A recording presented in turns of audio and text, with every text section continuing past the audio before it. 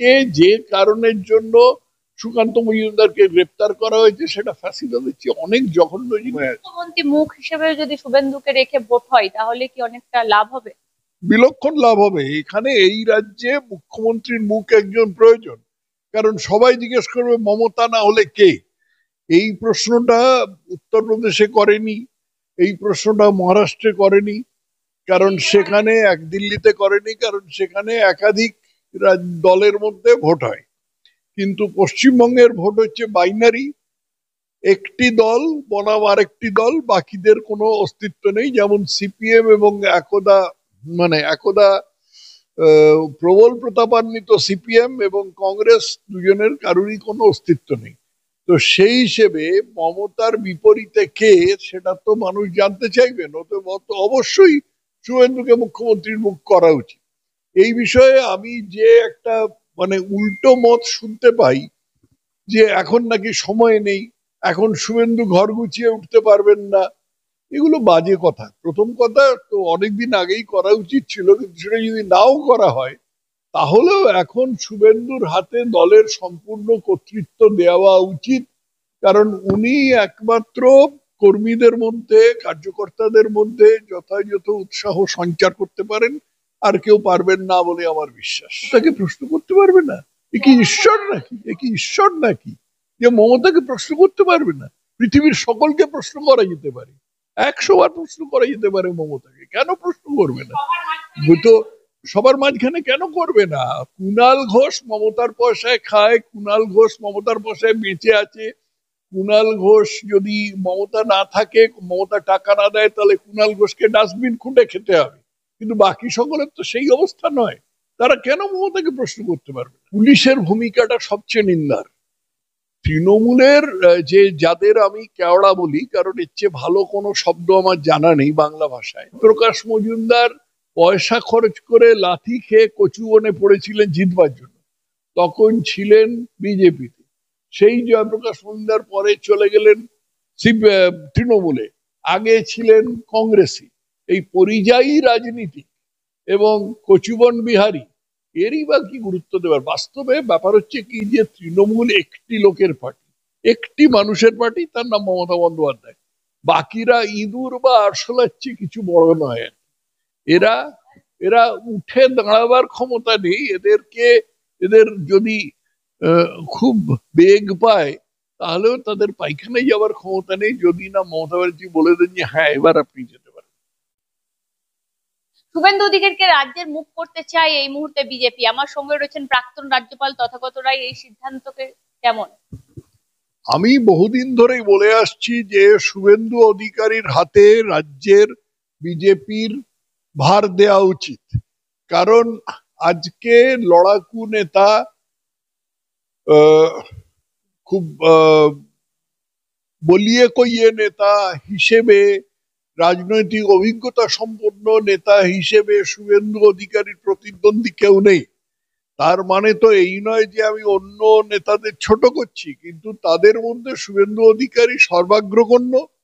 এবং আমি আগাগোড়াই বলে এসছি যে শুভেন্দু অধিকারীকে রাজ্যের সভাপতি করা উচিত, এবং সেই জন্য আর দেরি করা উচিত নয়, কারণ নির্বাচনের তো এখন 1 বছরের কম সময়। একই সাথে আপনি দেখলেন রাজ্যে প্রতিবাদ করলেই কিন্তু তাদেরকে হেনস্থা করা হয়। আমি বলছি, কেলগে মমতা বন্দ্যোপাধ্যায়কে প্রশ্ন করা হয়, ডক্টর রজত শুভ্র ব্যানার্জিকে কার্যত কালকে অ্যারেস্ট করা হয়েছে। কুণাল ঘোষ বলছে ওকে রাজ্য থেকে বের করে দেওয়া উচিত।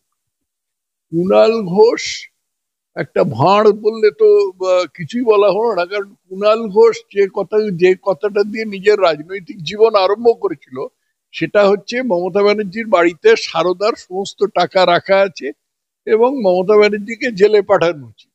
তো কুণাল ঘোষের বক্তব্য যদি ধরতে হয় তাহলে এখান থেকে তো শুরু করতে হয়। সেটাকে কুণাল ঘোষ কি কখনো বলেছি না আমি ওই কথাটা যেটা বলেছিলাম সেটা ভুল বলেছিলাম? তা বলেনি। কুণাল ঘোষ এমন একটা লোক যাকে আজকে একটা সাদাকে কালো বলবে, আবার এক চড় মারলে আবার কালোকে সাদা বলবে। কুণাল ঘোষ এরকম একটি পদার্থ। সুকান্ত মজুমদারকে জুতো ছুঁড়ে মারা হয়েছে, আপনি জানেন নিশ্চয়ই।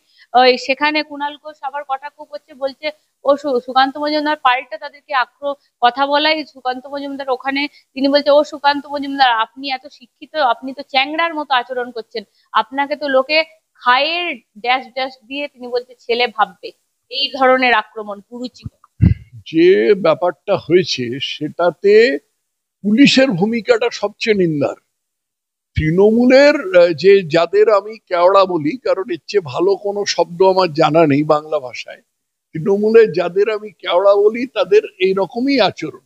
আর কুণাল ঘোষ সম্বন্ধে তো আমি একটুখানি আগে বললামই, কুণাল ঘোষের ভাইয়ের ছেলে বলুন, কুণাল ঘোষের মামার ছেলে বলুন, কুণাল ঘোষকে মামার ছেলে বলুন, এতে কোনোটাতে কিছু এসে যায় না। কারণ কুণাল ঘোষ, আমি তো বললাম, রাজনৈতিক জীবন শুরু করেছিল, মমতা চুরি করেছেন, মমতা এইখান থেকে সারদার সমস্ত টাকা বাড়িতে রেখেছেন, এই উক্তি দিয়ে কুণাল ঘোষের রাজনৈতিক জীবন শুরু।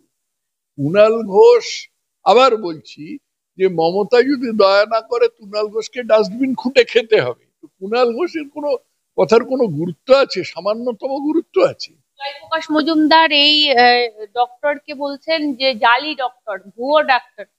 জালি ডাক্তার মানে কি? ওর যে এমবিবিএস ডিগ্রিটা আছে সেটা ভুল, অথবা তার যে রেজিস্ট্রেশনটা আছে সেটা জাল কোনো উপায়ে পাওয়া হয়েছে। জয়প্রকাশ মজুমদার পয়সা খরচ করে লাথি খেয়ে কচুবনে পড়েছিলেন জিতবার জন্য, তখন ছিলেন বিজেপিতে। সেই জয়প্রকাশ মজুমদার পরে চলে গেলেন তৃণমূলে, আগে ছিলেন কংগ্রেসে।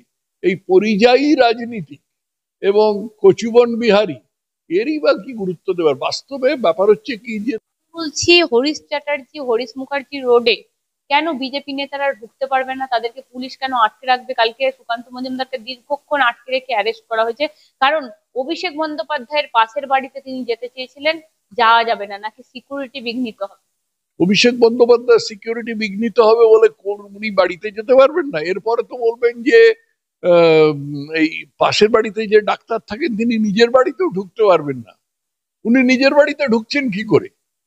সিকিউরিটি বিঘ্নিত হবে। আমি আবার বলছি, পুলিশ এখন সিপিএম এর আমলে যেটা ছিল, সিপিএম এর আমলে পুলিশ বা রাষ্ট্রযন্ত্রের যে চেহারাটা আমরা আরামবাগ, গোঘাট, ওই অঞ্চলে, খানাকুল, ওই অঞ্চলে দেখেছিলাম, সেটা এখন শহর কলকাতার বুকে এসে পড়েছে।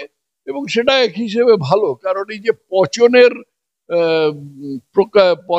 যে প্রক্রিয়াটা, এই প্রক্রিয়াটা একটা পূর্ণতা লাভ করেছে। সিপিএম এর আমলে যে পচনটা অনেক দূরে গিয়ে গেছিল, সেই পচনের প্রক্রিয়াটা এখন তৃণমূলের আমলে অনেক বেশি প্রক্রিয়তা লাভ করেছে। ফাঁসিবাদী বলবো না, কারণ এই কথাটা কমিউনিস্টরা ব্যবহার করে। ফাঁসিবাদ হচ্ছে অনেক খারাপ জিনিস, অনেক নোংরা জিনিস, অনেক জঘন্য জিনিস। কালকে যে কারণের জন্য সুকান্ত মজুমদারকে গ্রেপ্তার করা হয়েছে, সেটা ফ্যাসিবাদ হচ্ছে অনেক জঘন্য জিনিস। এবং এই জিনিস যারা করছে তারা বুঝতে পারছেন না তারা কিভাবে নিজের কবর খুঁড়ছে, বা তার বুঝতে পারছে হয়তো, কিন্তু তাদের মারছে একটা কে মারতে পারে, তাদের কি আছে? তারা জুতো ছুঁড়তে পারে, মারতে পারে, তারা নিজের প্যান্ট খুলে ছুঁড়ে মারতে পারে, তাতেও কিছু অসুবিধা নেই। শুধু যদি মমতা বন্দ্যোপাধ্যায় খুশি হন, তাহলে তারা নিজের প্যান্ট খুলে ছুঁড়ে মারতে পারে। আমি বলছি একই সাথে মমতা বন্দ্যোপাধ্যায় বলছে কে দেশ চালাচ্ছে, অমিত শাহ না নরেন্দ্র মোদী? উনি বুঝতে পারছেন না, কারণ নরেন্দ্র মোদী তো নাকি বাইরে বাইরে ঘুরে বেড়ায়। কে দেশ চালাচ্ছে সেটা নিয়ে ওর যদি এত মাথা ব্যথা হয়, তাহলে উনি দেশ চালাবার ভারটা নিজে নিয়ে নিন না। খালি তার জন্য একটা ছোট্ট কাজ করতে হবে, নির্বাচনে জিততে হবে। নির্বাচনে জিততে হলে তো শুধু পশ্চিমবঙ্গে সেঁটে থাকলে চলবে না, বাকি যে কটা রাজ্য আছে সেগুলো জিততে হবে। সেগুলো চেষ্টা করেছেন। নিজের নাম, কানা ছেলের নাম যেমনি পদ্মলোচন হয়, তেমনি নিজের একটা রাজ্যে আবদ্ধ পার্টির নাম দিয়েছেন সর্বভারতীয় তৃণমূল কংগ্রেস। তো অন্য রাজ্যে যাবার চেষ্টা করে কি হয়েছে? প্রতিটি জায়গায় জামানত বাজেয়াপ্ত হয়েছে।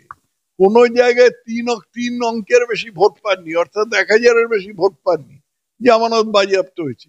লজ্জাও নেই, লজ্জাও নেই।